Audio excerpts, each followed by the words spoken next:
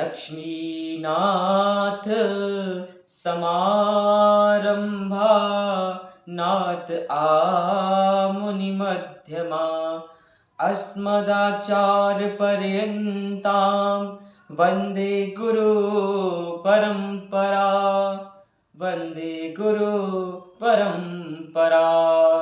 राधा मेरी मात है, पिता मेरे घनश्याम, इन दोनों के चरणों में मेरा कोटि कोटि प्रणाम।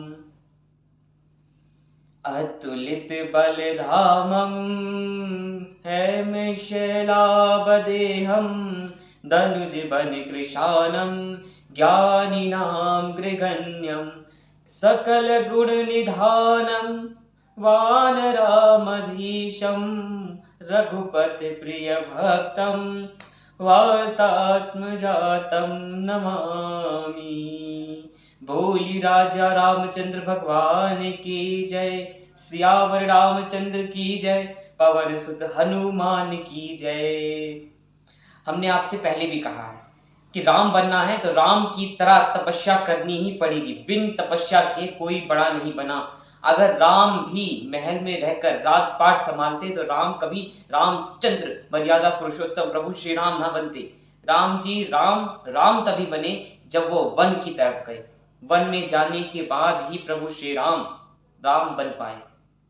वन के साथ ही वो राम बन पाए। अब आप लोग अपने जीवन में श्री बालाजी महाराज से क्या सीख सकते हैं? श्री बालाजी महाराज का ऐसा दिव्य चरित्र है। अतुलित बलधामम हैमशैलाभदेहं धनुज बन कृशानं ज्ञानिनां गृगण्यं सकल गुण निधानं वानरावधीशं। अतुलित बलधामम, बालाजी महाराज का ऐसा चरित्र है। हमने आपसे पहले भी कहा है, अगर सूर्य की तरह चमकना है मेरे बच्चों, सूर्य की तरह चमकना है तो सूर्य की तरह तपना होगा, सूर्य की तरह जलना होगा, सूर्य की तरह समय पर उठना होगा। अगर सोने की तरह चमकना है तो सोने की तरह भट्टी में तपना होगा, अपने आप को तपाना होगा। अगर आपको अपने आप को निखारना है, अपनी खूबियों को बाहर निकालना है तो तपाना होगा। अगर आपको, और एक बात और, जो खेत हल चलाने से रोने लगे तो वह खेत कभी अनाज पैदा नहीं कर सकता। और जो पत्थर पे भी जब छेनी और हथौड़ी की मार पड़ती है तब वो टाइल्स बनते हैं, तो उसके बाद मूर्ति बनती है और उसके बाद ही मंदिर का निर्माण होता है। जब वह पत्थर हथौड़ी और छेनी की मार को सहता है। ये हथौड़ी और छेनी की मार ये दुनिया वालों की ताने हैं। ये दुनिया वालों के ताने जितने आप सह जाइएगा और जिस दिन आप निखर के होइएगा, जिस दिन मूर्तिकार जब एक मूर्ति का निर्माण कर देता है तो मूर्ति पूजनीय हो जाती है। आप भी एक समय पे इन सब की बातें सुनिए और अपनी निरंतर अपने कार्य में रत रहिए, तब आप पूजनीय हो जाएंगे सभी की नजर में। श्री बालाजी महाराज के चरित्र से हम लोग क्या सीख सकते हैं? श्री बालाजी महाराज के चरित्र से हम लोग जितना सीखें, बालाजी महाराज का चरित्र श्री रामचंद्र भगवान का चरितार्थ करने योग्य है। आप इतना सा भी चरितार्थ कर लेंगे तो आपका जीवन धन्य होगा। प्रभु श्री राम जी का जो चरित्र है पूरा 100% तो सिर्फ प्रभु श्री राम के पास ही है, पर उनके श्री चरणों की थोड़ी सी धूल भी, उनके जैसा चरित्र भी, थोड़े सा चरित्र, दृढ़ संकल्प लेने की जो क्षमता है वहां भी हमारे अंदर अगर आ जाए ना तो हमारा जीवन धन्य है। बालाजी महाराज, एक बार आप बालाजी महाराज से सीखिए। आपके जीवन में इतनी परेशानी आती है आप तुरंत बैठ जाते हैं। बालाजी महाराज से क्या सीखते हैं? जब बालाजी महाराज जीवन भर राम काज लगी तब अवतारा, राम काज कीन्ही बिनु मोहि कहां विश्राम। मतलब राम जी का कार्य जब तक ना हो जाए मैं विश्राम नहीं कर सकता। और आप लोग भी जब तक आपके जीवन के लक्ष्य, आपके सपने पूरे ना हो जाए तब तक विश्राम करना आप लोगों के लिए शोभनीय नहीं है, अशोभनीय है। विश्राम करेंगे तो लक्ष्य के बाद, शिखर पर चढ़ने के बाद, जब तिरंगा जब लगेगा, जब आपकी सक्सेस जब ऊपर जब पहुंच जाएगी तब आराम से आराम करेंगे। उससे पहले आराम नहीं करना, उससे पहले सिर्फ चलते रहो। अब बालाजी महाराज को देखिए। बालाजी महाराज राम काज के लिए एक ही बार 100 योजन का जो समुद्र था एक ही छलांग में पार कर गए। उस 100 योजन के एक छलांग में भी कितनी सारे बाधाएं आए। सुरसा आई, सिंघनी आई, और भी बहुत सारे असुर आए। सबको बालाजी महाराज ने भेद दिया और सबसे कहा कि राम काज कीने बिनु मोहि काम विश्राम। जब तक राम जी का कार्य नहीं हो सकता मैं विश्राम नहीं कर सकता। बालाजी महाराज बढ़ते रहे। अब लंका में जब बालाजी महाराज ने प्रवेश करा तब बालाजी महाराज इधर देख रहे हैं, उधर देख रहे हैं, पर रुके नहीं। बालाजी महाराज मंदिर बीत कर जो था, मतलब बालाजी महाराज को घर घर जाना पड़ा। घर घर जाकर माता सीता की खोज करने लगे।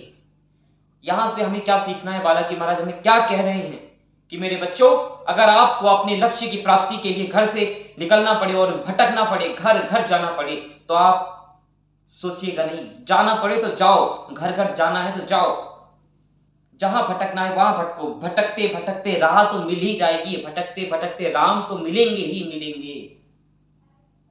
यही बालाजी महाराज से हमें सीखना है।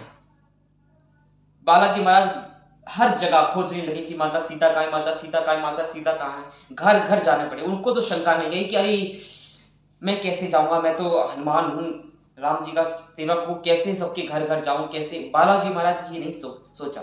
अगर आपका संकल्प, आपकी जो क्या बोलते हैं, आपकी अगर अंदर से चेतना अच्छी है, आप सत्य के मार्ग पर चलते हो, आपका जो कार्य वो धर्म के लिए है, राम के लिए वो कार्य है, तो उसमें शर्माना नहीं है। अगर बालाजी महाराज भी शर्माते तो वह आज